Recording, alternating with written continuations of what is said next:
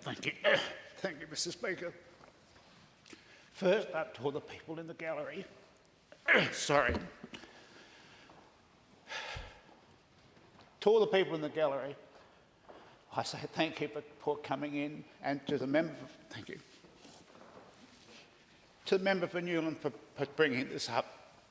It is a very, very emotional issue, and I'm sorry I don't know if I can get through this, but there's a lot of things out there in the community, and this has happened to me personally years ago with my late wife. And it's something that when it does happen to a family, it is absolutely traumatic to go through the issue of knowing that you have the 9 months or whatever it may be, with the joy of thinking you're going to have a little one come out in that period of time. And then to find out that there's an issue during the pregnancy that may prevent that from occurring, and having the joy of seeing and hearing the newborn baby come through. My youngest daughter, or my eldest daughter, lost her little 18-month-old to drowning at 18 months, and that was traumatic enough. At the same time, my younger daughter became pregnant, and she always wanted a son. She had 2 girls. She always wanted a son, and unfortunately there was something happened during the pregnancy, and she had to carry that baby until such time as the birth was occurred. And the trauma of both my girls on the anniversary, the birthdays and things like that is always there. It's the same with my late wife.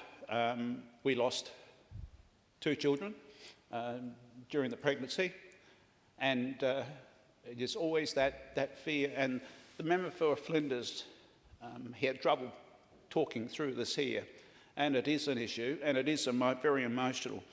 But my thoughts are with the parents and the families of those that are here. You always have that uncertainty and the question of what happened during that period, but it's also the issue of, as the member for Newland indicated, with her little brother Ben, and we've got that with Jet, my grandson. The photographs are there, the footprints are there, and everything like that. But we do have that going forward. But to the committee, I don't know how the committee would have got through this, hearing all the trauma, hearing all the evidence, and it must be hard for the parents who have gone through that trauma to actually come and relive that incident to the committee.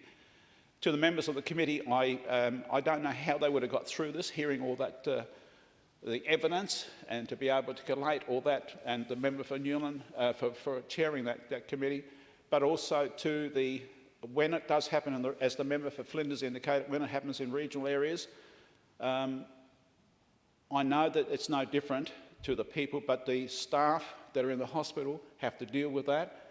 The nurses have to, and they're not trained to how do you do that, because at the end of the day, it doesn't happen every day.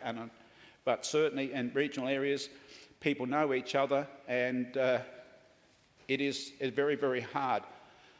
But to the committee, I say thank you. To the recommendations, and I say to all sides of politics, both state, federal, to make certain we try to everything we can to ensure that when the journey is in there, that we give every possible support to the parents involved in that journey, but also to the staff and to the clinical people, to make certain that we have that support. And to go home and to know that you are not going to have that particular person enjoy what we have all done in this chamber here. We've all had a life, and then there's some people just don't have that opportunity to enjoy what we have enjoyed, and we have taken that for granted, things like that. So I commend the report, and I would hope that we can look forward to reducing the opportunities and during that period of time for the pregnancy, to ensure that if there's something going wrong, we have the ability to be able to continue that. But my condolences and my thoughts are with everybody here. And sorry, Mr. Speaker, I don't think I can go any further. Thank you.